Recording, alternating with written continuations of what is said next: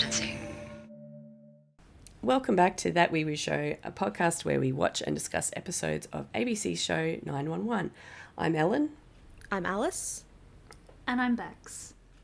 This week's episode is a very special episode because this is our season 1 wrap-up. And to help us celebrate and maybe to berate episodes of the first season, perhaps, we are very pleased to welcome our first guest to the podcast. Leonie, welcome. Hello. Thanks for having me. Thanks for joining us. Oh, I figured it was about time, we got together and actually chatted about something that wasn't supernatural. So you're another member of the Supernatural to 911 pipeline. Yes. Have you watched 911 from the beginning, or did you start more recently? Well, I watched it sporadically when Channel 7 actually had the episodes on. It was very sporadic.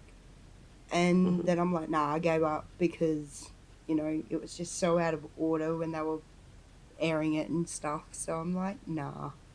They aired it out of order? It was more like, there was one episode, then 3-4 weeks later they'll have, the next episode. And Right, okay. oh, it was just ridiculous. So, I saw people on our Discord chatting about it and stuff, and I'm like, nah, not going to watch it. No, no. And then I basically got bullied into it. So I'm like, okay, Can't imagine who would have done that. Oh, a lot of people were bullying me into it. And I'm like, all right, I'll give it a go. And then, I watched the first episode. I'm like, oh, it seems all right. Got Lily to, sit down with me and watch the rest, of season 1. Yeah. And, yeah. It took us, I think, 3 weeks to get the whole season done. Wow. Yeah, roughly about 3 weeks. And The whole series, like all of the seasons, or just the first season? all the seasons, it took us about 6 weeks. But the first, right, okay. the first season I got through because I wasn't really that interested. But, I'm not a quitter, so had to keep going. Excellent. Well, welcome, and we've got some thoughts, or each of us have got some thoughts on what we thought of season 1, but we also have some feedback that people have sent to us about the show and about this particular season. So how shall we approach this? Shall we start out by reading some feedback and see? I think we should start with you, Ellen, because this is your very first time watching the first season of 911. This is sort of your first real introduction to the show. So now that you've made it through the first 10 episodes, what do you think? If you weren't doing this podcast, would you keep watching? Well, I would, because, the whole reason I've said this before, the whole reason I started watching was because of what happened in season 7 and, the butt coming out and the fact that spoilers.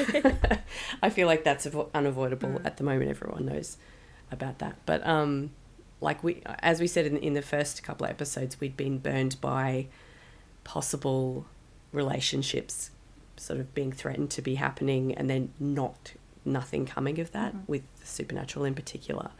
And this show seems to have, be moving more positively towards that. So I would be very happy to keep watching if it's been hell trying to stop myself from keeping on going because we've watched 10 episodes over 10 weeks and now I'm just like, well, I'd really like to start season 2 straight away, but I'm going to have to wait. So no, I'm looking forward to getting stuck into the rest. But no, I enjoyed a lot of people have said that they didn't rate the first season very highly compared to the rest, but I was hooked. I'm one of those people. Like Ellen, I didn't rate the first season that highly, in my opinion, either. Yeah, I had a look around in the IMDb comments and, different places to see what other people thought of the first season, just to see if I could get some talking points for this particular wrap-up episode, to be honest. And a lot of people said that they weren't sure, with the first season, whether they were supposed to be taking it seriously or if it was actually supposed to be like a a situation comedy in disguise kind of thing. I Like, see that. because we do yeah. have Interesting. Yeah. like we've said it in our episodes, that we find the funny parts, you know, and the quick turnaround to like a really dramatic and, you know, traumatic parts to be very quick. Like, you know, it's hard to get a grip on the tone of the whole thing. So that's been interesting, I found. So many of the season 1 episodes end in like heartbreak. Like they Yeah. don't just wrap it up into a nice little bow and it ends nicely at the end. Like there are so many that end awfully. Yeah, we've got quite a few cliffhangers too throughout, Yeah. as well, where we're not sure what's actually happening, or where Which makes it incredibly easy to watch as a bingeable series on a streaming service, because each episode naturally flows into the next episode. Yeah, I think I mentioned it on my on the first or second episode that I binged the whole thing in about 2 days because I was like, oh, this is episode 10. I thought I was on like episode 3 Yeah. because I just kept binging. I did the same. I was trying to come up with my kind of thoughts on season 1 as a whole, and because every time I've watched this show, I have started at season 1 and just worked my way through, following along with whoever is watching it for the first time. I almost don't know where season 1 ends and season 2 begins. So it's hard to break it up in my mind and work out, did I actually like season 1? Or did I just continue to watching it? Yeah, it's been really good, like watching it week by week. Yeah. There wasn't that natural break like we have now. Like you've got, Ellen, where we can step back and go, okay, this is the season as a whole. Wow, I'm going to reflect on it. I can reflect on 911 as an entire series, not specifically season by season, which I think is a little bit of a detriment when it comes to watching shows on a streaming service where you can binge everything. You don't really get that time to reflect. yeah. Yeah, there's a lot more, like, watching it week by week for the podcast.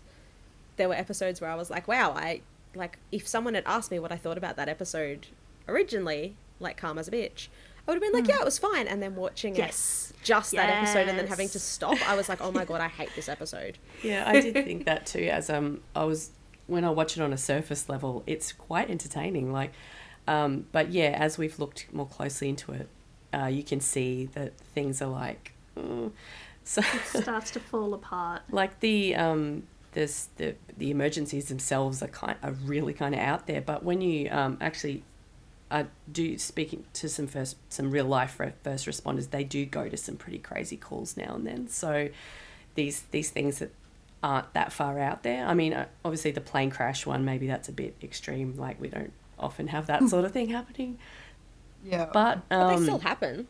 it happens, yeah. But Yeah. would so many But to that extreme, like, you know, it's... would so many Yeah. extremely traumatic calls happen to the same unit of firefighters every week? Maybe not. But anyway, one of the things that that I thought was interesting about this series is that they've got such a highly talented and awarded cast. You know, these people are like, Angela Bassett has been in so many movies and TV shows as well. Like, I didn't she's realize. literally in the I MCU, remember- and then she's just Yeah. in 911, and it's like, what? Yeah. Yeah, like I knew I recognized her. Like I was thinking, like, obviously she's been in heaps of movies, so I must have seen something that she was in previously, but I couldn't think of anything in particular. And then today, when I was having a look at her IMDb profile, and it said Black Panther, I'm like, oh, of course of course that was her. Yeah. Yes. So Yes. anyway, she's been obviously she's been in heaps of other things that I have seen, but that was the most recent. And you know, a lot of the other the other cast as well have been in lots of different TV shows and movies, and so they're doing a really brilliant job of acting their butts off. Yeah, I mean, With to be some fair, very- Chim is also technically in the MCU, so... They're acting like they're making the most out of some slightly dubious scripts potentially, but they're acting so great that you don't notice. Absolutely, yeah. Yeah. It's definitely the characters that bring you back. Well, you bringing up the scripts, like, you know, the multiple storylines made it easy to keep the attention like on the show for a little bit, but it got a little bit confusing with how packed the first few episodes were. It was like they were trying to jam, like, you know, multiple things into one single episode in the first maybe 2 episodes. Yeah, Okay. like Chim's Rebar, that's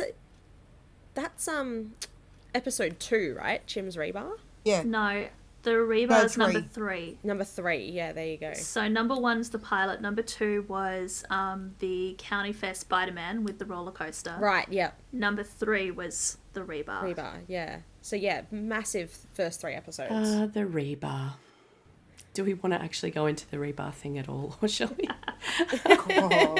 I think we pretty much gave it, well, you know, said what we thought about it at the time we were talking about it.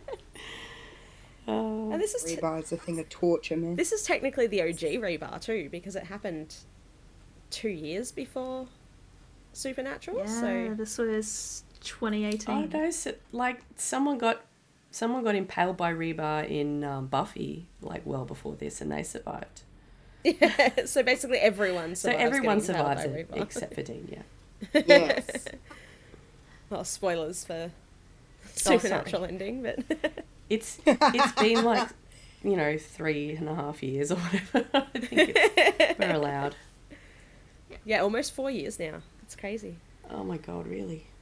Yeah. All right. So Ellen, do you have any predictions? Oh my word.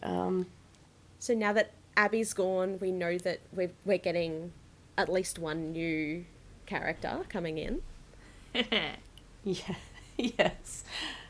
Yeah. I hope that. I know that. Oh God. I do know some things that I have been spoiled for a lot of things. Just by being unable to avoid it on Twitter, mostly, and Tumblr. But I'm hoping that Eddie will do a Castiel by coming in at a later season and just being loved immediately. And that's my hope. Prediction. You don't think... When do you think in season 2 Eddie's going to make his appearance? Oh, I know that he comes in the first episode. You know that he's in the first episode? Okay. Because, you know why though? Because on Disney, when you're watching it, his face is in the episode, you know, thumbnail for the next episode. And I'm like, oh. Damn it, Disney. The mouse does Damn it it, again. Disney. As to how he will fit in the team, I do feel that I think that maybe, or I don't know if I'm saying this just because I know that he does end up fitting in real well with the team, but only there being 4 of the main kind of group does feel like one species short, and maybe they could use a little extra, you know, a different dynamic to come in and make it a little different. I don't know. I honestly, I'm not really sure. I'm just hoping that that's what'll happen. And what do you think of how the relationships will go in season 2? So like, obviously, the end of season 1 we had Bobby and Athena going on a date, but do you think there'll be like any developing relationships with the rest of the team? Not so much like the team, because obviously like Hen's married, like, so not necessarily the team, but do you think any of the team will explore their relationships in season 2? I hope so. Like, we didn't really get to see much of Bobby and Athena being together. It's just that one date so far. So, yeah, I've heard things about what happens in the future with them, so I won't go into that in case there is anyone who is crazy like me and trying to avoid spoilers. But they both deserve a happy ending. So I hope they do. I've got a question for you, Ellen. Yeah. Are you hoping that Athena and Michael have a good relationship going forward? Well, yeah, I do, yeah. For their kids? Yeah, for their kids and for just themselves. Like, they've obviously been great friends before and they have separated in like amicably so far. So hopefully they continue with that. And that we get to meet Michael's new partner at some point if they stay together. So that'd be cool. Obviously Buck is just lost Abby, and I don't know if she ever comes back so far. I can't remember if you told me that last week or not, but yeah, it's funny, I was thinking earlier about Buck and how right at the start of the season he was, sleeping around with every girl that he could, convince to come and sleep with him. And he had this reputation. But that is only really in the first 1 or 2 episodes. Like, as soon as he sort of he meets Abby and starts sort of talking to her on a regular basis, we don't see that anymore. And I'm not sure, I feel like maybe they just didn't think that the series would go on for as long as it has, but that Playboy kind of image dropped very quickly. And maybe just because he grew up over this season 1 a little bit and realised that what he was actually looking for was a relationship rather than just a series of flings. But, yeah, I don't know. Nice. I don't want to go on about stuff that I think might happen because you guys are all sitting there going, well, this is definitely coming up in season 2. Yeah, but are we though? We're just collecting evidence for the season 2 wrap up where we go, now we're going to play what Ellen thought was going to happen in the beginning and then we're going to tell you what actually happened. Actually happened, yeah.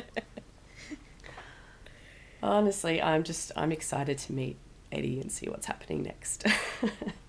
Yes. Definitely. I'll tell you a funny story about these directors, if you like. I was looking at the writers and directors stuff to see if there was if there were certain episodes that had things in common with the writers and whatever. And randomly, separately last week, I had watched the episode of Doctor Who, which was the Regency romance one, which is called Rogue, which is absolutely my new favourite Doctor Who episode ever, just because I'm a Regency romance junkie, and it was brilliant and extremely gay. But anyway, it has oh my god, brain is gone blank. It has Jonathan Groff in it, who I absolutely love.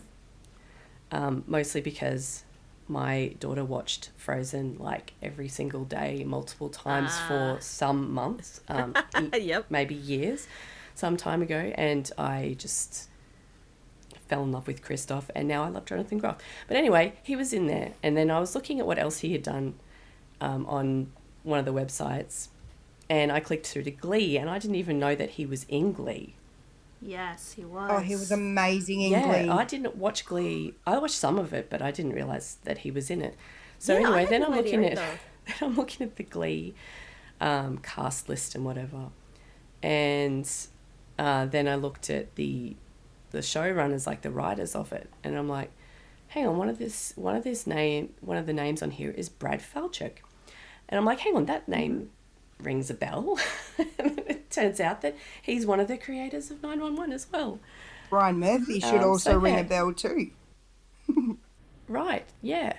So it all just went full circle when I was looking at these things. I'm like, whoa, what's going on That's why here? we keep picking on 911 for having outrageous plot lines like Glee, because it's literally exactly. No, I hadn't made that connection before. Yeah. That's right. Maybe there needs to be more singing. So far. And he also was the creator of American Horror Story, so there you go, which Angela Bassett was also in. Brian Murphy is definitely versatile when it comes to the creation that falls from his brain. Like, we've got 911, we've got Glee, American Horror Story. Like, it's just, he's great in so many different genres. Yeah. I think that's why Fox signed on for 911, even though it was a procedural that probably wasn't going to differentiate itself too much from anything that was on the air at the time, because they trusted the creative genius that was Ryan Murphy, Brad Falchuk, and Tim Minear working together. Yeah. You got those three working together, it's bound They're to be like a good. dream team. And helped with such. attracting the talent that they did, like with this cast Oh, absolutely, as well. yeah. Oh yeah, when season 1 was being promoted, it was Ryan Murphy, Brad Falchuk, Angela Bassett, Peter Krause. they were the names what were being bandied about as to why you needed to watch this show. Right, Yeah. okay. Oh, and Connie Britton. Connie Britton was up there as well. I mean, it obviously has worked for them because 8 seasons later, or 7 so far, but... It was incredibly popular. As I was saying before we were recording,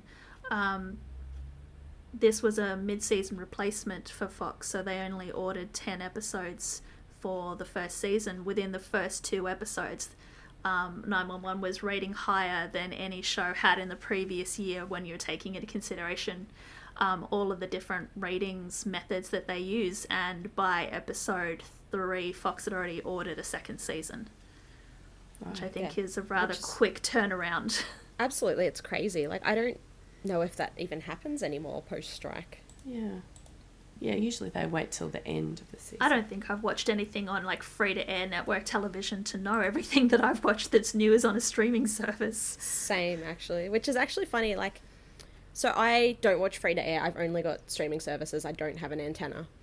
And the only like free-to-air stuff I got used to be at work, because my old job, we sold TVs and we'd have them plugged in. And I saw so much about Lone Star that I had no idea that it was a spin-off. And then Twitter was just like, oh, rah, rah, and I'm just like, but where's Rob Lowe? I don't understand. And yeah, that's a different TV show. Almost the same, but different. Yeah. All right, so what's everyone's favourite episode from season 1? There's only 10 to choose from, but or should it be, what's everyone's favourite episode and why is it not Karma's a Bitch? I think my favourite for season 1, I know it's got trauma, but Next of Kin is probably my favourite.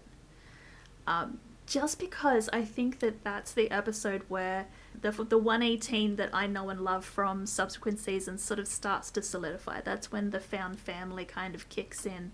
Yeah. That's when they really kind of push the tugging at the heartstrings because a member of the 118 is in danger, and we see the way that the emotional ripples that resonate through the rest of the 118 because of that.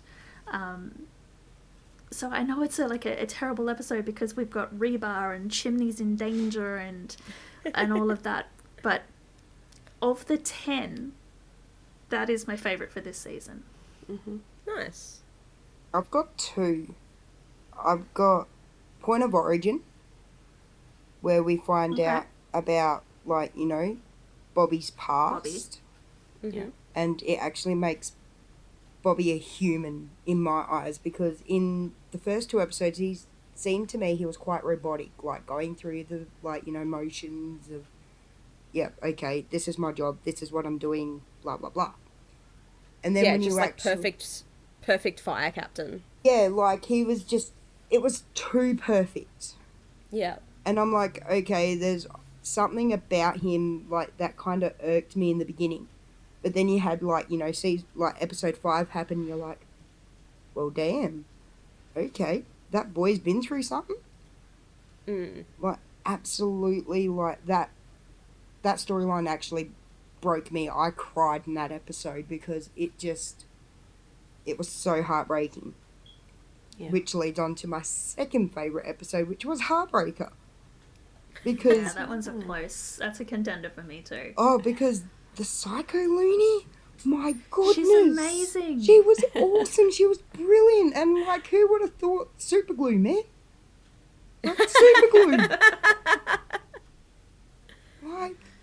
It was just, that was, yeah, they're my 2 favourites by far. Yeah, good choices. Yeah, I don't know if I can get past the choking on the bread and the tracheotomy thing in that episode. It was so out there. I was just like, really? That was like that's a bit Lil and full I was sitting there watching it, and it was like, Mum, he's choking. Mum. I'm like, oh, it's all good. He's with Abby. He'll be fine. It's like, but he's choking. He chokes and we don't get a season 2. It's fine. Yeah, like, it's great. No, it's fine. It's cool. Just grab a steak knife. Yeah, Stick it in there, no problem. and a straw. Steak knife and a pen from the Oh, a hostess. pen, that's right. Ugh. I don't know where I went with straw, but it was tube shaped, so it still did its job. That's it. No, the straws are all paper now. They wouldn't work. They'd just collapse. Oh. That was the one and only time I actually liked a certain character was that episode. Alright, we'll get to that in a minute. Ellen, pick an episode, any episode. Oh, I can't just pick any episode. I really liked Point of Origin as well, just because of I thought that was a really well-made episode, like the sort of all of the stuff with Bobby and even like the part where they lose Abby's mum and have to go and find her, you know, that it was just, I just enjoyed the way that was made. But I think I also can't go past Full Moon, creepy as fuck, for just pure hilarity. And this is definitely the episode where I was like, okay, so this show isn't actually trying to be serious. Yeah. All the women going into labour at yoga. Oh, yeah. Oh my God. Yes. The tapeworm. The tapeworm. It's the tapeworm. The tapeworm, yeah. And it's just I happily all of forgot it is about just- the tapeworm. Oh, we will never forget about the tapeworm. I laughed so hard. So I was actually going to say Full Moon as well, but my two are sort of like opposite ends of the spectrum. So Full Moon was definitely like, I watched it at night, it was dark, the guy in the like reflection creeped me the fuck out. I was like, yeah, because I was like creepy as fuck, like what? And then I watched it and I was like, yeah, no, this is creepy. I'm like messaging friends and I'm like, can someone tell me a lighthearted story right now? Because like I am scared to look at my windows. No. But then my second one, I think, like, I'm going favourite as in most memorable, like the one that really sticks out in my brain when I think about season one. Mm-hmm. And worst day ever, which is the plane crash. I didn't expect something like that to happen so early. And yeah, it's intense. There's a lot of good teamwork. Like Buck shows that he doesn't just go in swinging. Like he thought about tying the cart to the thing to get the people out. It's got like, you know, the mother and son and Bobby being like, no, I'm going to save both of you. And then Bobby obviously relapsing at the end just broke my absolute heart. Yeah. When you just see him go down to the beach and collapse onto his knees, it's like, oh, Bobby. yeah, that was another really well-made episode, I thought. Great production. Yeah, I value, didn't expect that such a big budget episode so early. one. Yeah. That episode also, you got to see the actual familial dynamic starting to form between Bobby and Buck. Yeah, Like, definitely. the first couple of episodes was like, I'm your superior officer, like, you know, you're being an absolute dick, you're fired, whatever. And then in that episode, you actually got to see the familial dynamic just starting to bond and starting to, like, you know, become integral into the storyline. Yeah, like when Between those Bobby is two, like, yeah. no, I'm not leaving, and Buck's like, you need to get out, and so he like, yeah, it's just so good in so many ways. Yeah. And like Buck just looking terrified on the like Yeah. boat ride up to the plane just kills me every time. Because did we know the timeline that Buck's actually been in, in the 118? That was about 6 months, wasn't it? 6 months. Yeah, 6 months. Yeah. Yeah. So yeah, that he would was have a been new his first baby major firefighter. disaster. Yeah, Yes. that's it. Like a couple of weeks beforehand, he was fired, Yeah. and then all of a sudden he's going to a plane crash, and there's just bodies in the water, and chills. What about least favourite? Alice, do you want to start? Do you have a least favourite? Okay, does anybody have a least favourite that is not calm as a bitch? Oh. Yeah, controversially, I didn't love, like, Heartbreaker. Okay. Calm as a Bitch was sort of a bit of a yawn episode altogether. But I thought that, like, in Heartbreaker, we didn't, like, a lot of the stuff that happened was just not as exciting as any of the other episodes. Yeah. Like, I don't know. Yeah, fair. Okay.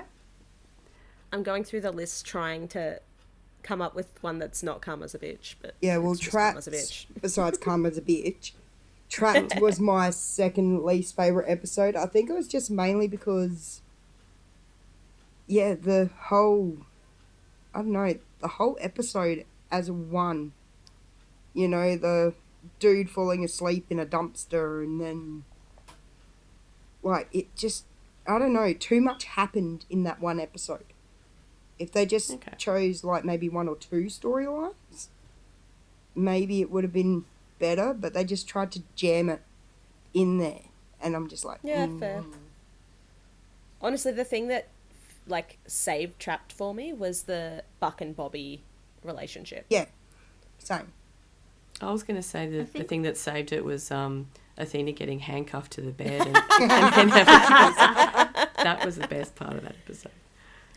No, honestly, the thing that saved Trapped was that it was doing the same thing that Calm as a Bitch was doing, where it was every single storyline was going on theme. But where Calm as a Bitch was literally just how many storylines can we fit in that are going to be about karma, Trapped still managed to have an A storyline connecting all of the things together. So while you were going out and dealing with guys who were, you know, trapped in a hoarder's house, and you had the mother and the son in the elevator, you still had the Buck and Abby storyline kind of threading their way through it, holding everything together. There was that emotional core to the episode that Calm as a Bitch was missing. I think it was just because there was 2 jam-packed back-to-back episodes. Yeah, I think that threw it for me because, like, you know, Calm as a Bitch, that was just, that was bad TV, man. So bad TV. And then, like, you know, the following one is like, you know, okay, let's see how many times we can have people who are trapped in this episode. And it's just like, come on, didn't we just live through this? Do we have to live through it again? Maybe that's where the advantage of watching it 1 week at a time kicks in, because yes, it's the same kind of format to the episodes, but we had the break in between the 2 of them. We could really differentiate the 2 of them and see that, oh yeah, okay, same format, different writers, different directors, different treatments, different results. Yeah, and then it comes back to what you said earlier about, like, you know, the streaming services where you can, like, you know, binge watch these things, and it's like you don't get that break between the 2 same episodes, in my opinion. Yes. I'm just like, so it'd definitely sort of blur into one for you. Yeah, it did, and I'm just like, oh.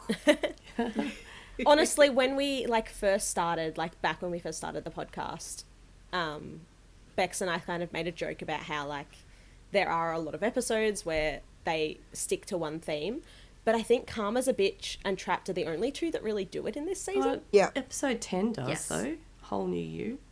Yeah, not Let Go did it. I think Next of Kin did it, but that was more, there's a general theme that we're kind of going to touch on. Yeah. Not as specific as every single storyline has to A, mention the episode title, B, it has to be specifically related to the episode title. Yeah, it's the mentioning the episode title. I'm like, yep, I get it. And, like, that's one thing that Kristen isn't, like, that's one of her weaknesses, definitely, is that she tells and not shows. Yeah. Like, she's just like, oh, this thing happened, and it's like, okay, we didn't actually need to be told that thing happened. Like, Calm as a Bitch, they literally have Buck say such obvious things constantly, and we're like, yep, we got it. We have eyes, like, you know, we can see this. Like, you don't need to tell us what we've seen. And, like, even the tiger thing, like, there wasn't, like, a background until Hen was just like, oh, it's the same guy that did this thing, and then we get a background, and it's like, we couldn't have got the background first, like. Although I did cheer with the tiger thing, I'm sorry, but that absolutely, that was the only saving grace out of that whole episode. Is the tiger? Yeah, was excellent the tiger acting. And the pregnant ladies. No, that was crazy. That was crazy. That was in the full moon. That was full moon. Yeah. That, as you can tell, they were my 2 actual highlights from that whole season. Was just those 2 events, because they're, like, you know, that far fetched that it ingrained in my brain. But yeah, Kristen's definitely as subtle as, like, a sledgehammer. A sledgehammer. There we go. I was like, a 2x4 over the back of your head. Yeah. And yeah, that's, like, obviously I don't want to get too much into later seasons, but that's definitely my issue with season 6 as well, is that it's all just, oh, this happened and then this happened. It's like, okay, you couldn't have shown us that. Like, why are you telling us? All right, another question for the group. Who was your favourite character out of season 1? Oh, this one's easy for me. Yeah? Chim and Buck. Yeah. Yeah. It started, like, obviously I started watching the show because of Buck, and, like, I knew Chim's actor was in it, and, like, I'm a fan of his acting. I did not expect to love Chim as much as I did. Like, when episode, like, you know, the first couple episodes, he's just, like, lying about his, like, what he does on the job and all this sort of stuff. I was just like, oh, what a wanker. And then after the rebar, when he came back, I'm just like, yeah, I love the pop culture references. I love his relationship with the team.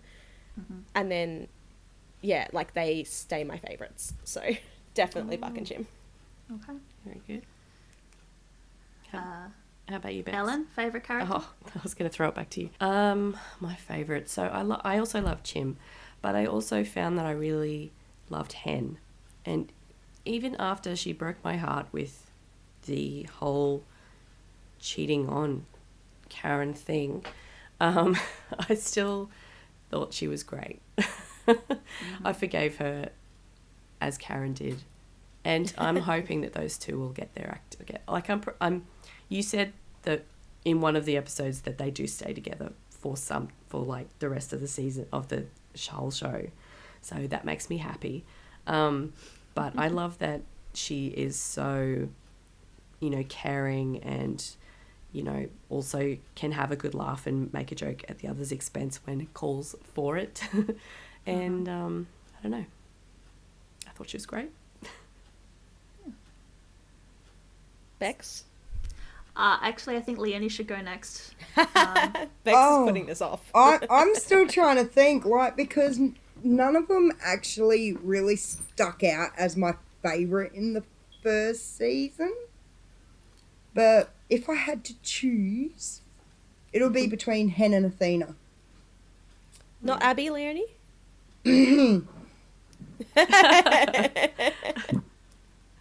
I'm assuming we're getting into that next, so We will. I will hold my thoughts over till then. All right, Bex. Now, Bex, who's yours? This is going to be controversial, but for season 1, my favourite character is Abby. Ooh. Look, I adore Connie Britton. So as soon as I saw that Connie was in the show, Abby was immediately going to be a character that I was going to be watching closely. And I very much identified with Abby a little bit. I mean, I think storyline-wise, I would probably identify closer with Athena. The things that she's going through in season 1, I very strongly relate to. But I also kind of identified with not exactly what Abby was going through, but how Abby was feeling in this season. Do you mean trapped? A little bit. Unfortunately, I didn't have a hot County Fair Spider-Man to come and jump in that trap with me. Alas. But yeah, I've enjoyed Abby's scenes. I enjoyed her relationship with Buck. I was very sad to see that Abby walked away at the end of the season, and I still miss her. I still like her as a character. I liked her as a 911 dispatcher. I mean, Buck gets an honorary mention, but I think Buck is just like a series favourite. Yeah. I can't specifically say what season he is my favourite. He is just like a favourite overall. So if we're going specifically for season 1, my favourite is Abby, and I will fight you on this one. Oh, I do want to give an honourable mention to Carla. Yes. I love Carla so much. Yes. Like, Bex often just gets random messages going, remember when Carla did this? Carla You sent me one the other day. Yes. Literally, I think it was yesterday. I'm just like, remember Carla? It was literally yesterday, I just checked. Carla is amazing though. Like, you know, Carla is just, she's just so warm, and I love her. Yeah, she's fantastic. She's funny, she's caring. Like, we don't get any background, we just get her there. Yeah, she's very everyone. understanding. I want her as a friend. Me too. It was strange actually, because in like after the first person that Abby had there helping, Oh, when is it Carla Dean came or in at something? first, I was like, oh God, there's another person here to take advantage of Abby, you know, like that was the kind of vibe that I got to start with. But, you know, obviously as the series went on, you know, it turns out that she's really lovely. Yeah. But I don't know, it just seemed like a point where there could have been, you know, extra drama inserted into the story, but they didn't take that. They just decided to make her lovely. And I don't, does she like stay as a member of the cast in future season? Like there doesn't really seem to We're be. not going to tell you. Maybe. Oh, yeah. okay. Who knows? Because I mean Abby's gone and Patricia's gone, so you know. Is Patricia You'll- gone? No, I'm kidding. Patricia's gone. This isn't Supernatural. Oh, sorry, my bad. Wrong show. For the I was- most part, I was thinking Mary Winchester. people Right. on this show, if they're dead, they stay dead. No, okay, she's not going to come back as a No. as a zombie or something. Good. Excellent. Yeah, that's season God. 2's Halloween episode. They've got to go out and kill all the zombies. God's sister doesn't No. doesn't resurrect her. No. No. bad. No. All right. Are we going into least favorite character? All right, Leonie, go on Okay. and tell us about Abby. Like, hang on. Let me get a Okay, drink. so I did love Abby in the beginning. I did. She was real badass. Like, you know, the way that she led that like little kid, and the The home invasion storyline. Yeah. yes, thank you. I'm like, I know what the word is, but it's escaping me at the moment. Like when she did that, that was amazing. Like that just showed how badass she was. Like, you know, I felt for her. Like, you know, looking after her parent, like her mum with Alzheimer's. Like that hit me really, like really hard. But damn, the way she treated Buck at the end, when she's just like her mum died, and then whoa, that's a really terrible human being, man. Like, you know, yeah, she spent her life devoting herself to others, and it's just, oh, she's infuriating because, like, you know, you had your chance to live your life, woman. I don't know. It's hard to articulate how much I actually hate her in words, because every time I see her face, I'm just like, I hate you. But I love Connie Britton. Don't get me wrong. I absolutely loved her in Nashville. She's a brilliant actress. It's just, I don't know, she was very one-dimensional as a character in 911, in my opinion. See, no, I'm going to disagree with you on this. But then again, maybe I just, because I sympathize with Abby and I can see where she is coming from, the way that her character was written, do I think that she necessarily made the best decision? No. Do I think it was the best decision for her? Yes. Do I think that... Oh, ultimately, yeah, I agree with that. Like, it was her best decision, but, like, it was just the way she did it. Like, if you're in a relationship with somebody, shouldn't you talk about, like, you know, oh, by the way, I'm going to go to Ireland? Yeah, I definitely feel like the writers did her a disservice at the end. They were like, oh, well, she's leaving, Yeah. so let's just fuck her over. They used her grief, like, you know, to steamroll her character's ending. Instead of making her grief feel relatable, sort of. Like, you know, they're just like, okay, my job here is done. Like, I'm all gone. we needed was one conversation with Buck going, look, Yeah. like, I feel lost. I need to get outside. And it would have been fine. But instead, they wrote her, like, literally just being like, oh, yeah, I bought a plane ticket, bye. Yeah, they assassinated the character built, like, you know, the character that they built, like, you know, making her badass, and then, like, just turning her on her head and just basically cancelling it all out and just making me hate her. Because it's like, how could you be like, you know, this is not how you act in a relationship. This is like, you know, yeah, I get that your mum died, like, you know, and that's a big change in your life because a majority of your life has been looking after your mum who was sick. But now you've got, like, nothing. Like, there's nothing for you now. It's like, you've got Buck, you've got your job, you've got your life. But There's- did she, though, And then is the question. Because everything that she had, being a was 911 tied to her dispatcher, mum. Yeah. her relationship with Buck came from being a 911 dispatcher, and all of that was in order to be able to care for Patricia. Patricia was the kingpin holding everything together, and now that Patricia was gone, that anchor was gone, she was adrift. I think... So she was basically Yeah, lost. like I every think time that she it looked was- at her dining room, it was Patricia. Yeah. Yeah. I think that it was a shitty decision, but I think it was a very human decision. I think it was a real decision. It wasn't a perfect television or a movie decision. It was, I could imagine that happening in real life, being in a relationship with someone, having them just make a shitty, selfish decision. And I think that sometimes that's okay to see that your characters are human, that they are fallible, that they do make the shitty decisions. Like, yeah, she did deserve to be selfish. Like, she actually did deserve to be selfish after everything she went through. I just think it was a shitty way that she did it. Alright, I'm going to pose it to you this way. Do you think that if she wasn't in a relationship with Buck, would you still think that it's a shitty decision? No. No. Because she was in that relationship. Yeah, it may have been a new-ish relationship. If she wasn't in a relationship and single, I would have been like, woo, you go, girl. This is great. Yeah, and I would have But been then when she fine just- if she, like, all we needed was one conversation with Buck, and I would have been absolutely fine with it.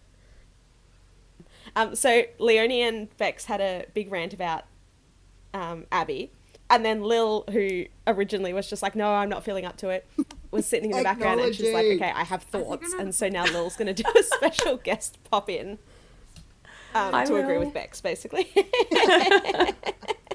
Vindicated. So I'm just sitting in the background sending paragraphs to Mum about how she's wrong about Abby. The internal rage was getting so much that I was frustrated. There was also hand movements and this very disgusted face, like on the verge of, I'm going to stab you with something if you don't stop. Because like she's over here so shaming a woman for her choices she made after everything in her world fell apart. Like, dude, are you serious right now? Okay, do we want to do a quick intro, like who Lil is, and I think we should. like, yeah. Oh, Lil, introduce yourself.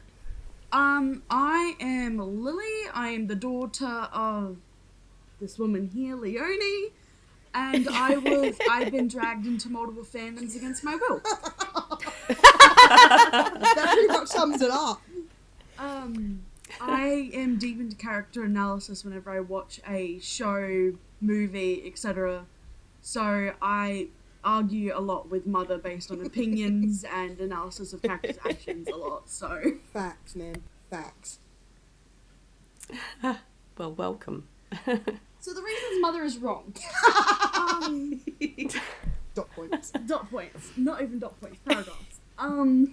So from what I remember with Mum talking earlier, is that she said that she was a bad person. Say Bad. that exactly. You called her. Oh, that's the actions of a horrible person. So in regards to that, from someone that all of us have watched the episodes with her in regards to it. We watched her struggle with her own feelings about her mum struggling with her, like, Alzheimer's and her other conditions, and the fact she had an unsupportive, carer, the fact that she picked up all the slack that her other family members got down. She had a job to support her mother. She had fractious relationships with her friends because of her time spent. She didn't want to go too far into it with Buck because she knew she was unavailable, but Buck made her comfortable enough to get that close to her. And then when everything fell apart, her world was based around her mother.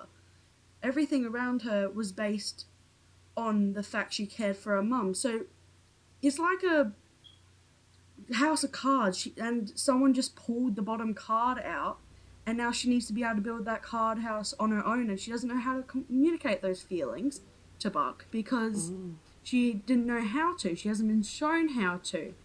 Her mother is struggling. She can't go to her mother. Her mother is dead. She can't. Thanks, Lil. Sorry. She's like, she can't. She has a support net that she can see holes in. So she decided to go on a whim, and that whim led her to a. No. No spoilers. Sorry, I forgot. Season 1 only, Lil. Season 1. It's okay. I didn't hear that.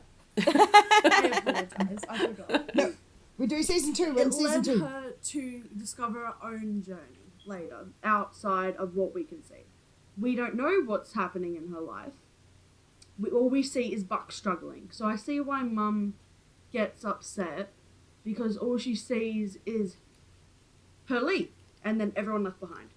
You were saying something about Leonie being extra empathetic and the reasons why she's probably extra empathetic to Abby's situation before. Do you want to go into that again? Mum loves Buck. She I was Abby. Like, Mum was Abby. She but cared for a parent with health issues and made different decisions than Abby did. And so I see why Mama disagrees and hates the way the writers wrote Abby in the end, how she fell apart. Because Mum didn't fall apart. I see the selfishness in her actions as something as unrealistic in that time. Like, it's just, yeah. I don't like selfishness. And I think because Abby showed that selfishness, that just automatically showed me as like, God, I hate you. Do people deserve to be selfish sometimes, though? I know they do. But it's just my hatred for Abby, man. Like, Abby deserved all the selfishness after dedicating everything she had to everyone else. She had no eggs left in her own basket because everyone else had smashed them. that's a good analogy, actually. I like that one. So she needed to go make her own eggs from scratch, build up all the cracks, and go make her own basket again. So she did. Yeah. And that came in the form of a plane ticket. Yeah, to a place I'll that make her mother sense. really wanted to go to, so it was like a dedication Exactly. to her mother as well.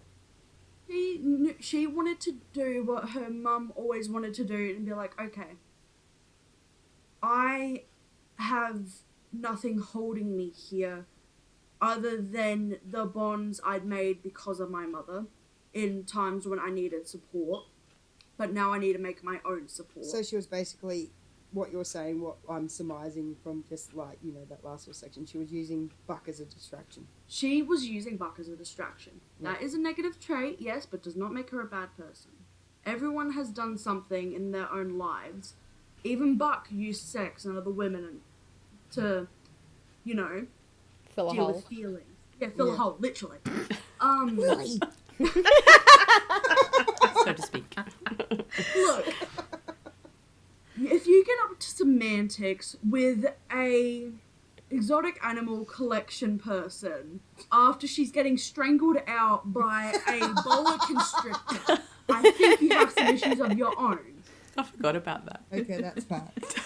So you're judging Abby based on grief-filled feelings, but you're not judging Buck on the fact that Buck was he a was man. a whore. He was. But now we love Buck.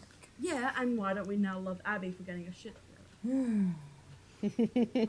It's too early to tell that story. I'm not. She It's- got her shit together and left. No, I'm just saying it's too early to tell that story. She got her shit together and left. Yes, okay. I just got Jeez, yeah. schooled by my It's child. also sad for Buck, from Buck's point of view, because, Oh. I mean, Buck was, obviously in a position where he was looking for something more than what he had. Because we saw him asking that first girl for her number, and she was just like, no, thank you. But then he found something with Abby, and then unfortunately they both Buck was ready for something more, but Abby wasn't. So then it was sort of, I guess, I don't want to say bad luck, but just a bad situation for him to get into. So poor timing. Sort of, in a Yeah, way. she couldn't give him Misaligned what he paths. needed, and vice versa kind of thing. I think this segues into we got some feedback from listeners and people on social media who have been following the show about their thoughts on season 1, and Macy had some thoughts specifically about the Buck and Abby relationship that kind of fits in here. So I'm just going to read that and then we can talk about it. Macy says that Abby was a lovely character and I enjoyed her a lot, but I couldn't see her with Buck. She was too old for him. Age gaps are not my thing. I could understand what she saw in him, not in a condescending way, but he was exciting and young and handsome, and he chased her. She was stuck, and he was like a fantasy. But him returning her feelings was odd. She was not his type at all. Buck was young and impulsive. To go from a self-proclaimed sex addict to a slow-burn monogamous relationship with little to no sex for a long period of time was not in character, or they didn't show his growth enough to warrant that plotline, especially so early on. I disagree with most of that, but I'm going to let you guys talk about what you think about that. Thank you very much to Macy for sending in the feedback. We really appreciate it. Thank you. And thank you for listening. Because I think, Ellen, you were kind of going... Yeah, I kind of said that at the start, like that he did seem to go from, you know, a sex addict, I guess, for self-diagnosed terms. Self-diagnosed. At the Self-diagnosed. at the beginning. Thanks, Bobby. Yeah, at the beginning of the series, to then, you know, just losing that in the first 3 episodes, I guess, like even less, like in the first episode. Yeah, it just seemed a bit fast for me. Like we didn't have quite the development that we needed for that. It's definitely hard when you've got 10 episodes to sort of cram everything in. Like you know, they might have wanted to do more of a slow burn with Buck, but they were like, well, we're running out of time. I can imagine they would have written the entire 10 episodes, got the storyline, got the story arcs, and wanting to tell as much of the story as they could, not knowing whether they were going to have season 2. And by the time they got, you know, the 3rd episode was airing, they got season 2 announced, they'd probably filmed up to 8 or 9 by then. So there was not really time to be able to go back and, okay, we can actually take our time and tell these stories now. They were already locked and loaded. Yeah. They definitely rushed it. From what I think with Buck, and the reason he went from like 100 to like 10% to 0. And just remember, we're season 1 only. Season 1 only.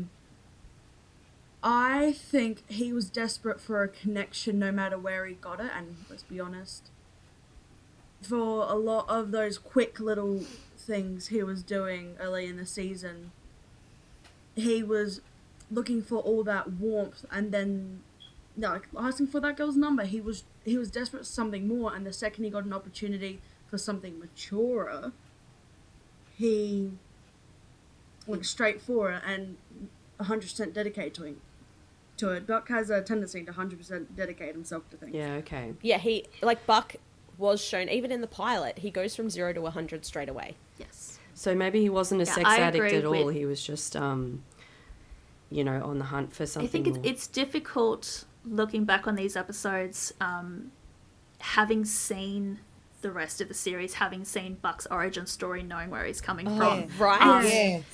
But And you can't exactly say much because, like, Ellen hasn't watched, like, season 2, and you're just like, no! I can't just say the reason that Abby was like a wonderful choice for him in his own mind. But I think because we can't fully explain it, but I think we can see it from even in the few episodes that we got in season 1, which was especially Let Go was the episode that he really first connected with Abby, which was the episode, quick reminder, that was the roller coaster where he lost his first person on a call.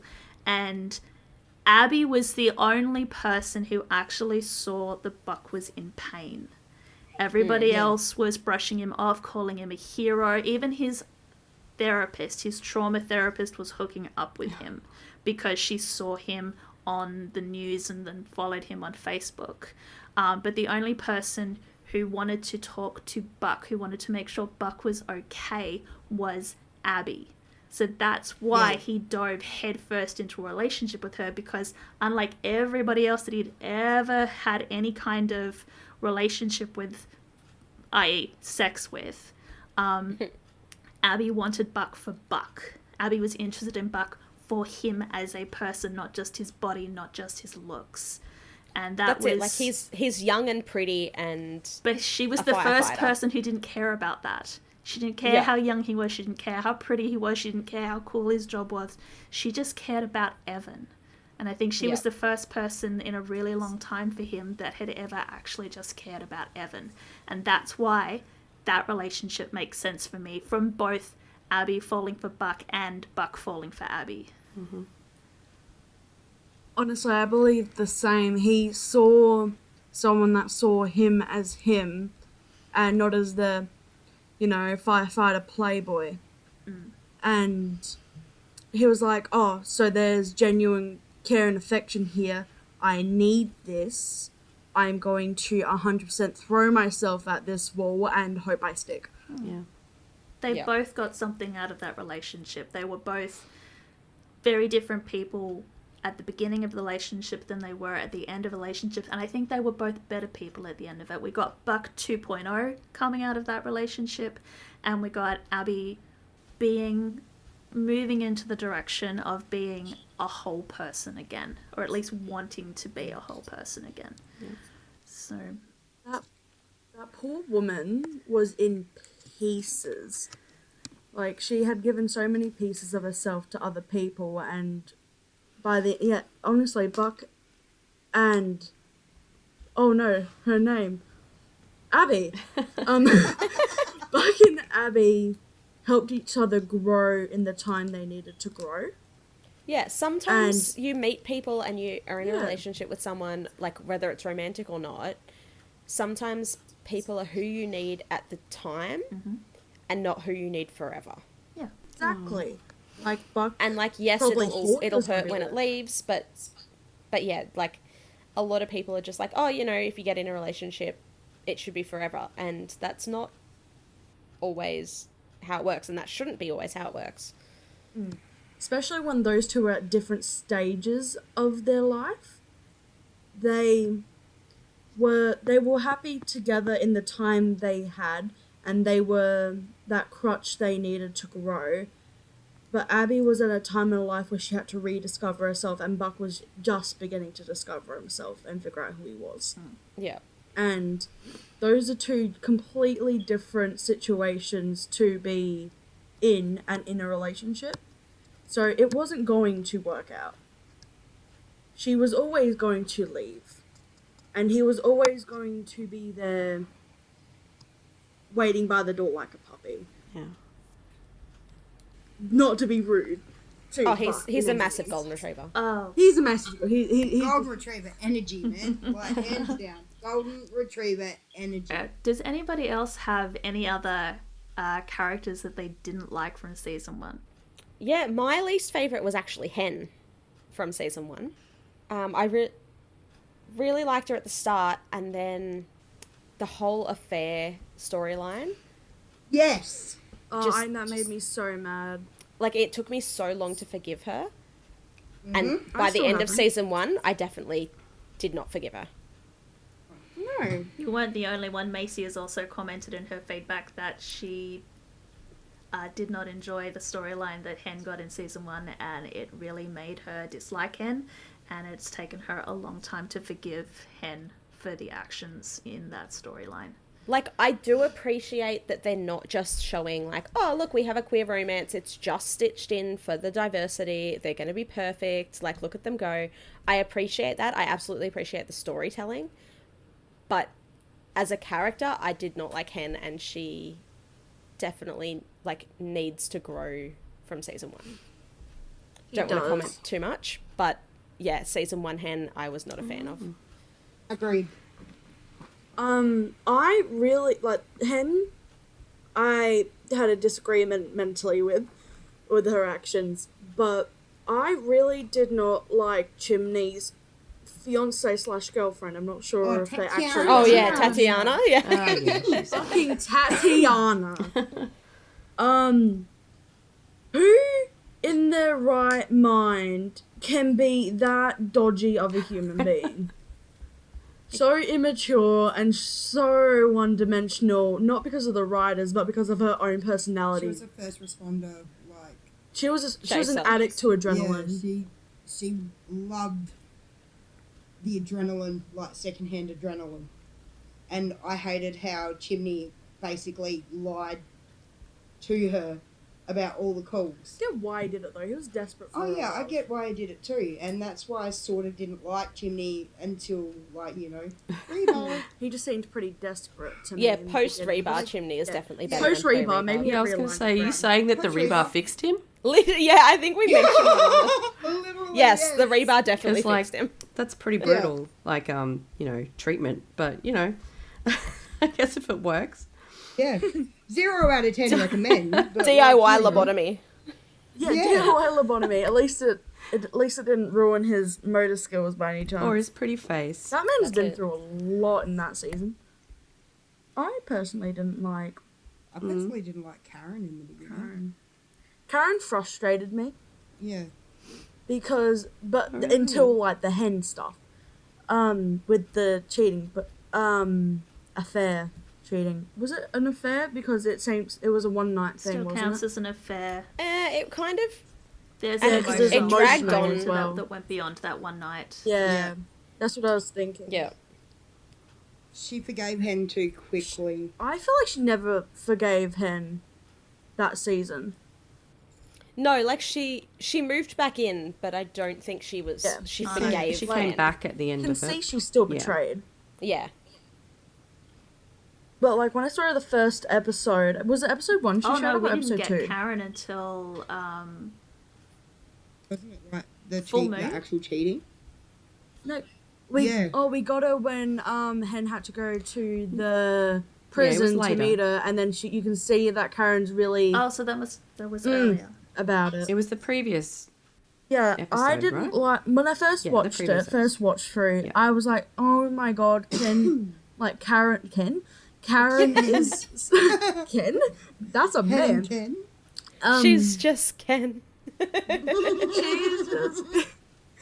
I thought she was so frustrating and overdramatic, and then watching the later seasons and then rewatching it, I'm like, oh honey, you're so insecure, and I understand. You've Oh, dealt with absolutely, this yeah. woman. You've dealt with this woman's back and forth, and now she's just cheated on you with a woman that you didn't trust to begin with. Poor woman. I love Karen now, but I didn't like her first watch through. When I first watched it, You didn't like Bobby. I didn't like Bobby. I didn't even know who Bobby Because- was. I was like, Yeah. who is this guy on my screen? Oh, that's right, it's Bobby again. And Athena was just a goddess. I don't care. She was just peak. She's got peak energy. I forgot the Well, word. it's I'm just as a queer person, I was just watching her ass the whole first season. Every She is time like she was extremely walking around beautiful. her house, I'm just like, and it. Oh, I know someone I actually hated. What's his name? Yep. Athena's Michael. Michael. Michael's such a wanker. Wow. Interesting. Like, Why? he did not respect Athena's like wanting to process first before telling the kids. The second I saw that scene, I'm like, I understand. I understand as someone who wants to be out and wants to be loud and proud, wanting to come out to your kids, but in front of her, when she isn't ready, you could have had this discussion with them in private. You could have had this discussion without Athena present. You could have had this discussion as a family, marriage counselling after divorce, during divorce. But instead you decide to whip it out after Athena verbally says she is uncomfortable and you're breaching a boundary right now about his identity and about the fact that he's seeing someone else and about the fact that he doesn't want to be with Athena anymore. And of course, that's going to be hurting Athena, the kids, and himself because of the snow. He decided to do it. See, I definitely see where you're coming from. But when we first start, like, I think it's pretty clear that like Athena's known this for a while and she just keeps putting it off. Yeah. And That so, is true. like, and if he hadn't pushed her into it, she would have just been like, no, we're just a family forever. He basically ripped the Band-Aid off Yeah. and said, look, Exactly, now, yeah. just, like, confront this head on, like, you know, my life is moving on. You can't just keep things staying the way it is because you need it to stay that way. I Yeah. agree. I just didn't want him to, you know, have Athena's emotions raw and there in front of the kids. I think that unfortunately was I the catalyst for Athena's storyline in season necessary. Yeah. Yeah. It was a good catalyst, though, because we got to know who Athena was as a person, like, you know, professionally and personally. I really like that side of 911 where you don't just see the fact they go to these jobs and they do their jobs. You see them outside of work and the way their different storylines interchange and the way the jobs affect them personally, especially with Buck. Like, with that whole roller coaster. That set off so many relationships for him and different interactions and the way his character wove into other people's daily lives. It changed a lot. Like, the events, it's not just here's an episode, like, Monster of the Day, like the first season of Supernatural, you know? How there was a monster a week, and that the monsters didn't really affect much of the story in the first season, like they do later on. Don't you love how the kid that's not into Supernatural ties 911 back to Supernatural? I'm aware of what this podcast is. The pipeline is a That straight line. pipeline has made it, like, reared its head again. It's just, I like the way each job comes back. Yeah. You know? It's not just a one and done, okay, so we just saved someone out of I'm not sure if this happens in season 1 or even later seasons. I'm just like, we saved someone out of, like, a 29-story building. They were on fire and there's parachutes everywhere. Like, you know, it's an over-exaggeration, rather. It's not just, here's a big event and now let's move on to the next day. Nothing has changed. Nothing in their dynamic has changed, you know? I think we've do mentioned that that's the difference between having a cohesive writer's room and having a bunch of writers who just come in and write an episode and then walk out again. It's the difference between having an actual show Bible that everybody reads and they know that the storylines of each of the characters and how each episode has to advance said storyline to, oh, this is a cool idea for this episode, and then the next writer comes in the next week and goes, oh, no, I don't like that idea. I'm going to do something different this week. And it takes like 2 seasons for that writer to come back and go, you know what? I really liked that idea I had back in season 5. I'm going to pick it back up again in season 8. Yeah.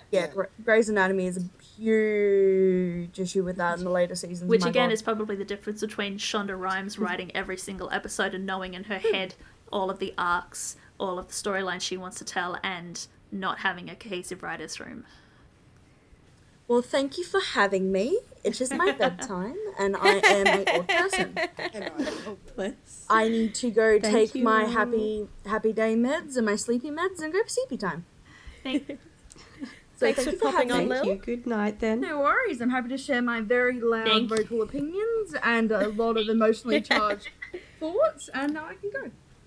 Yes, thank you for vindicating me and my love of Abby. You're welcome. She was raging on you and not showing the thoughts. I was not raging. You are mean. I was not mean.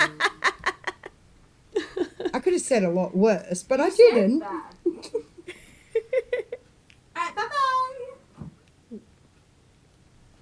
Anyone else have any opinions on characters before we move out of characters again?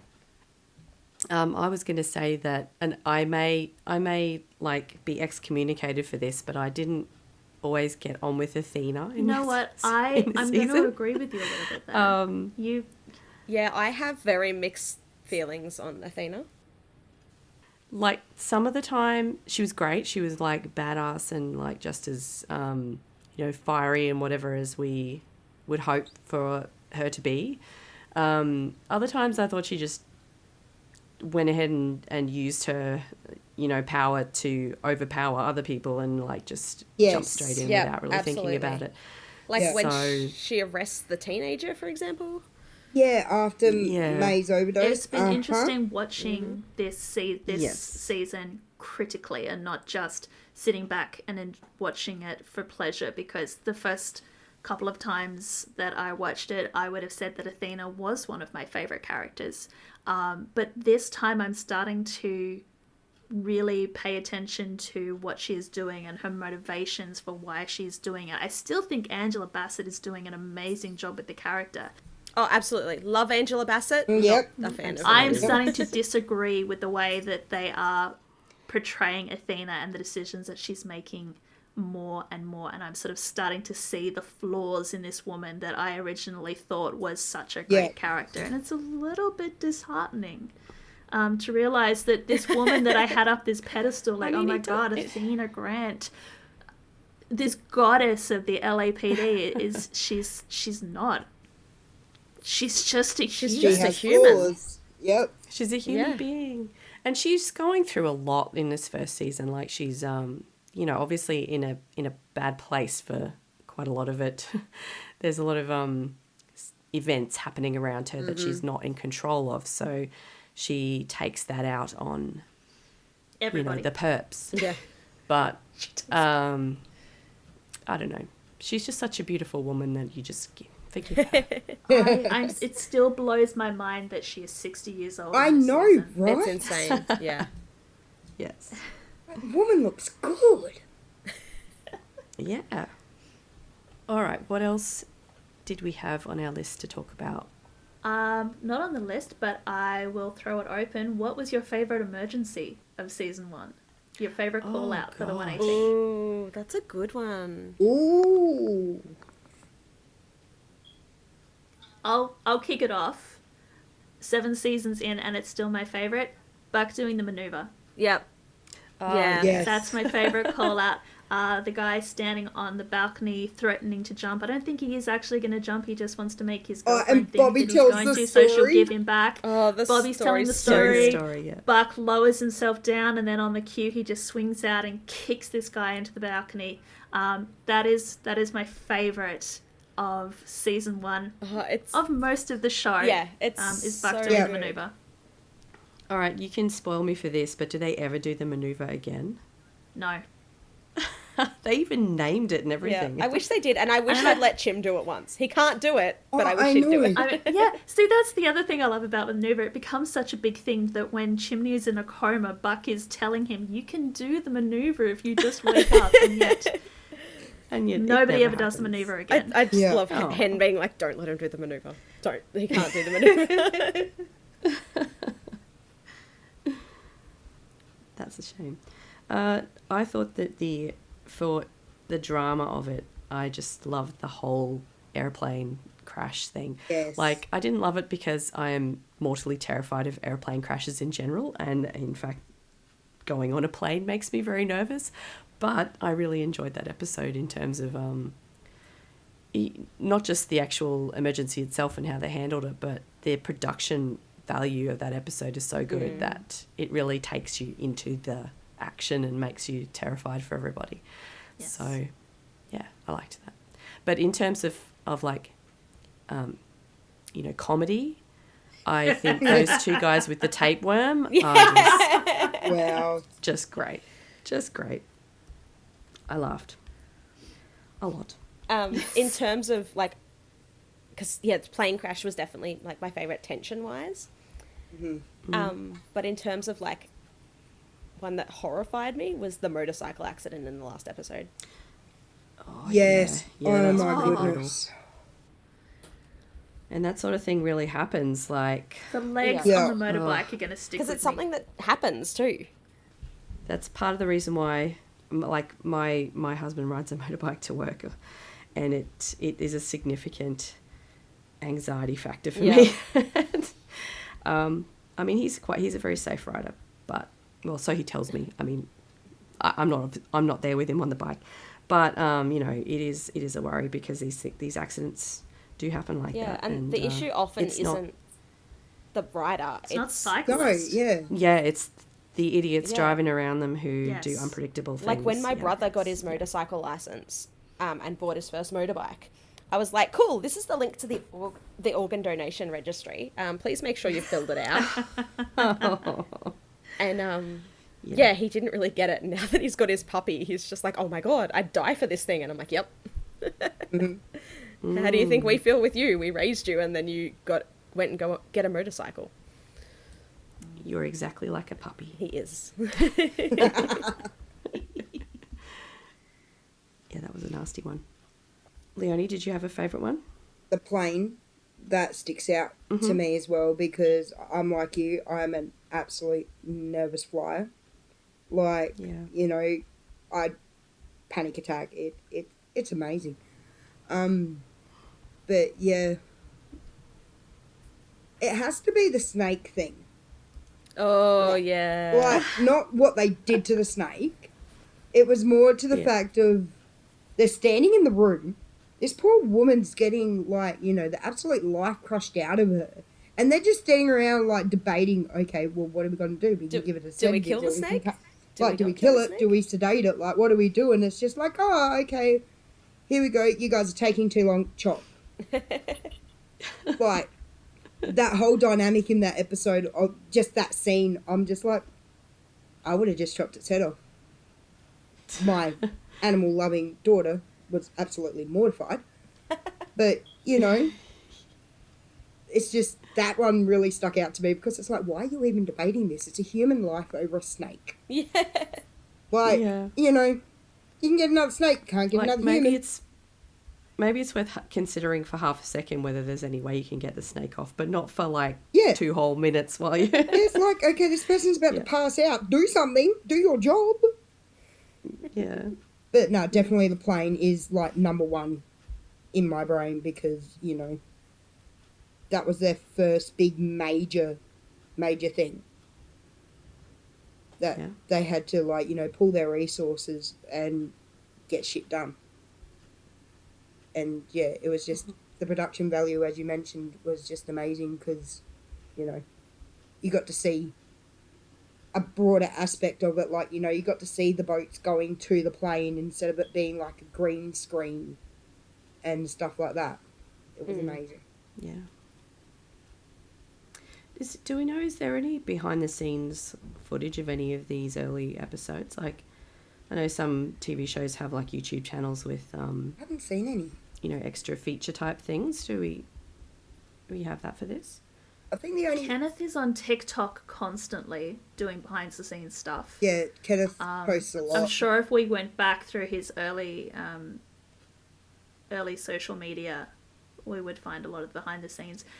I think that this is where I know that there's this big push for shows to go digital, shows to go to streaming services, and not so much releasing physical media anymore. But I really miss the DVD extras. Same. The behind the scenes, the little making of documentaries the commentary. that you get I miss the on commentary. DVDs.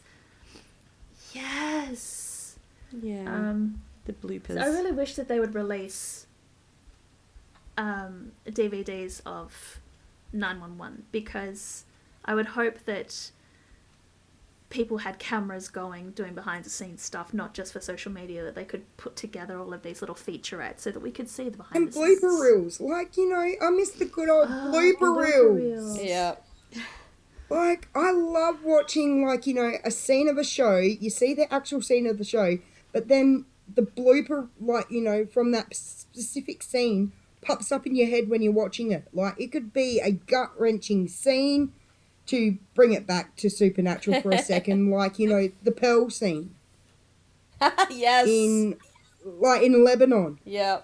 Like, all I see in that scene, it's meant to be a gut-wrenching scene. All I can see is JDM getting hit in the penis with that ball.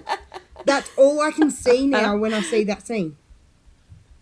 And I would love to see some of this with 911, like, you know, behind the scene. Like, you know, I think Kenneth Troy released an earlier tidbit. I can't remember what season it was from, whether it was later seasons or if it was first season, of Peter Krause walking into the window. Yeah, I've seen that clip. I think that was the first season? The very first episode, the pilot episode where they go to the call of the boy who is drowning. Yeah, and he walks straight into the window. they started shooting from the 118 inside the house, walking out to the pool. It's giant floor-to-ceiling glass windows. Peter didn't realise that they were shut and just walked straight into it. smack into the glass. It was Oh my absolutely God. hilarious. That's the only behind the scene I have seen. Besides, like, you know, the occasional whatever they do, like, you know, for shits and gigs. But I really miss the blooper stuff. And I want it back. I've done that before, walking into a glass wall like Oh, that. who hasn't? We had a teacher that we didn't like do it in front of us. Well, that's always worth a laugh. That would be hilarious. So one of the calls that the 118 were sent to in season 1 was the tiger that got loose in the zoo. And one of the friends of the show, Nell, who has been so good at giving us answers to our questions on Twitter when we have random questions about Americana, like orange pill bottles or Target, and how Target is different in the US than it is in Australia. Nell used to work at a zoo, and so they've given us a little bit of feedback, given us some stories about when they worked at the zoo, relating to what happens when animals get out. Apparently, different animals have different levels of responses. There is a tier system. When the non-dangerous animals like a budgie gets out, it was basically business as usual with a side of keep an eye out, please. They once had a macaw not return from their flyover of the zoo, and he was found just riding the carousel, much to the amusement of literally everyone in the zoo. For larger animals, they never experienced one escaping, but they were trained that your job was to run to the nearest indoor space, getting people to come with you if you could, but you couldn't make the guests flee with you. At the zoo that they worked at, there was a ride that was like a Ferris wheel where the guests would go up in little cars, and if you were operating that ride and guests were on it when a dangerous animal escaped, you were to hold your position and a member of the weapons team would cover you. Under no circumstances were you to go onto one of the little gondolas, even if a tiger was coming right at you. Oh, jeez. That's wild. They do have one story of an escape that they were in the zoo for, which was a greater kudu, which is kind of like an antelope from Africa, got out over part of a fence. Once she got out, she panicked because she didn't know where she was and she didn't know how to get back into her enclosure. As far as the zoo were concerned, the biggest risk was that in her panic she could hurt herself or somebody else, and she was running in a direction that would put her near some of the big cats, which would cause chaos. Oh, yeah. As a member of the attractions team, Nell's role was to basically keep people away from the area where she was and pay attention to the radio. The vet team was set out with a tranquilizer gun to come and get her. Finally, the moment came for them to shoot her, and the tranq gun jammed. Oh no! No worries though, there's a backup all the way back at the vet centre, so they were waiting for another 10 minutes while they got the backup. Finally, they got her sedated and taken back to the vet centre to get checked out and to recover emotionally before being put back in her enclosure. Oh, baby. bless. Thank you, Nell, for sending in those stories. No, that's amazing. One of the Thank you things so much, Thank Nell. you. One of the things we love about people giving us feedback about the show is if you actually work in or have experiences like the 118 have, whether it's you are a firefighter, you are a paramedic, or whether you've worked at a zoo, to write in or send us an email or leave us a voice message and tell us how badly the show fucked it up. Yes, and we have to thank Hannah for leaving us a detailed comment about how the paramedics and firefighters situation works in Germany. That was on one of our earlier episodes where we were asking about that. So I won't read out the whole comment because it's very long, but basically thank you, Hannah, for telling us all about that. Really interesting info about how things work over there. And it's not. It sounds like it's not so different from the Australian method as well. So, so yeah, thank you all of those people for your feedback.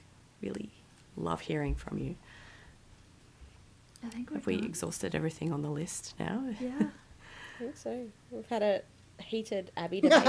Yeah. That my child's like, no, you know what? I'm with Bex on this one.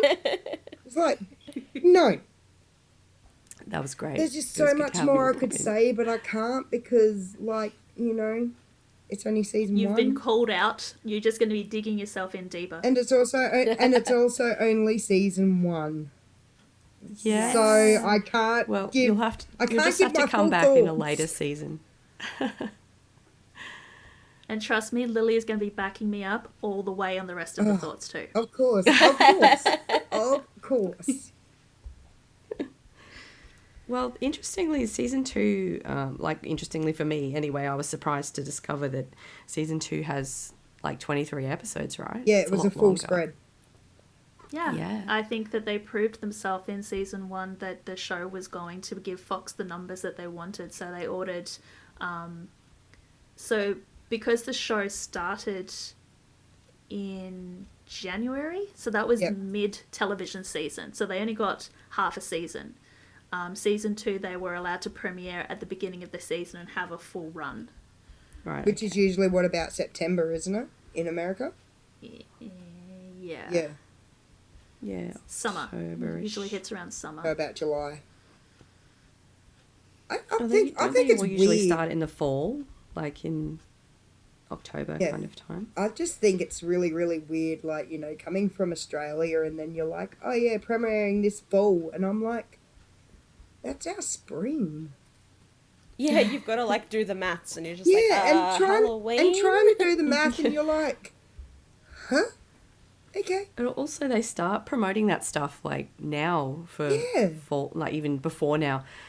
And so you mentally going, that's like over 6 months away.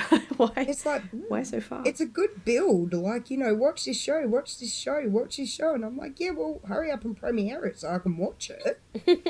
But then you don't want to be let down because they build it up so much that the show's kind of shit. It's just like those reality TV shows in Australia where they're like, yeah, we're going to watch I'm a Celebrity, Get Me Out of Here, but it's not on for another 3 months, so you just have to watch these silly ads for all this time. But to go back to what you were saying, Ellen, it will be interesting what you think of the show as far as storyline-wise and pacing-wise when it goes from 10 episodes to having a full 22 to be able to spread out a little bit and really to dig its heels into the stories. Yeah, well, or whether he does that at all, whether it's just 22 episodes of Trapped. Oh my over and God. over again. Oh Lord, I hope not. I would be interested to see what Ellen's thoughts are on the character developments from what she's seen in episode 1 to episode 2. Like, see if any of her opinions change. You mean season 1 to season 2? 1 Yeah, to season that 2. one. Guys, it's getting late here. Leave me alone. To see what you think they did good and what you think they did bad in, order of the development of the show in a whole, taking it back to what Bex was saying, with the pacing and stuff, because you've only seen the first 10 episodes. Now that it's being fleshed out, how do you think it'll change? After this one. Would be very interesting to get your thoughts on that, when it eventually gets here. I think that'll be a question for the season 2 so wrap-up. I want to see how much it's changed from, tonight's episode to, We've Someone got write that down. 3... we've got 3 begins episodes in season 2 as well. Oh yeah, they're like the origin story one, right? Yes. Yeah. Okay. I shall gird my loins for pain. I'm sure it's coming. Any other comments we want to make about season 1 before we kind of wrap up? I think we're good. I think we did good. Yeah. We I did, think we yeah. did good. I'm just dying at the fact that, like, you know, we weren't actually videoing, because you should have seen Lil's face, Lil's arm movements, the whole, like, just anger on the face when I'm trying to, like, you know, explain my hatred of Abby without giving away too much, because, you know, you'll see why, Ellen. Just saying. Oh. And Lil just walks in like, I would die for Abby. And How then dare next you? moment, like, you know, it looked like if looks could kill, I would be a little pile of ash on the floor. And Lil's like, no, I need to say something. I'm like, oh, fuck me, okay. Okay, so before we finish, we have to say thank you so much, Leonie, for coming to join us for this episode. Thanks for having me. Thank you. Yeah, thanks for Thank having you. me, guys. I appreciate it. Yeah, and say a big thank you to Lil as well when you when in the morning when you guys get up. Yeah, for sure. Thank you.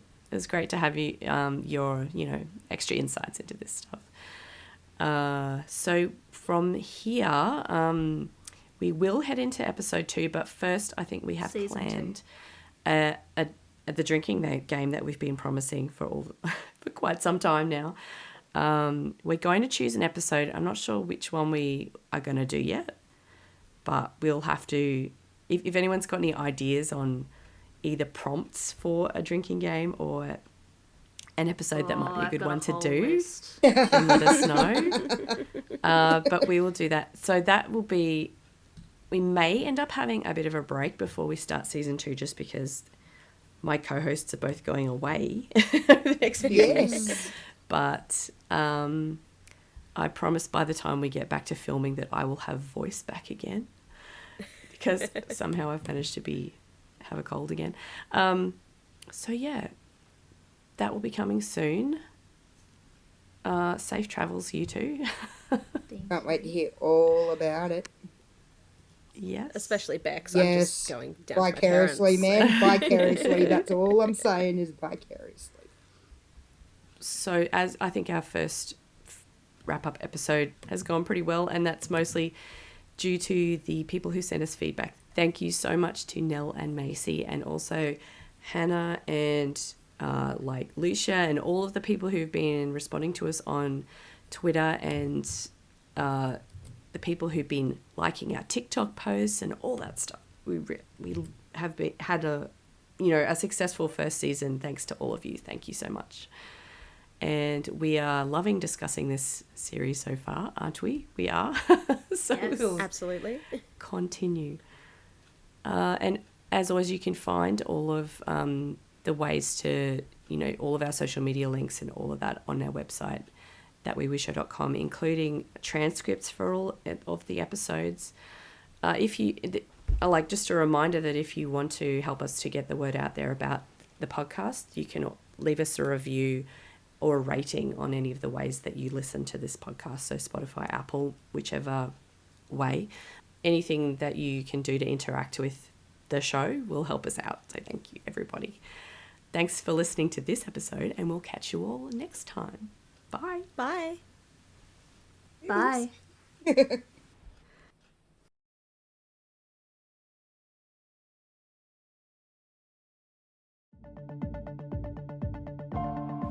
"911" is a fictional show, but many of the situations portrayed happen in the real world too. If any of the topics we've discussed in this episode have affected you, please know you're not alone. You can call or text numbers in your country for help. Just Google crisis support in your location to find out the number. If you enjoy our podcast, you can help us out by leaving us a review on Spotify or your preferred listening app, and by sharing our social media posts. Find out more at thatwewishow.com.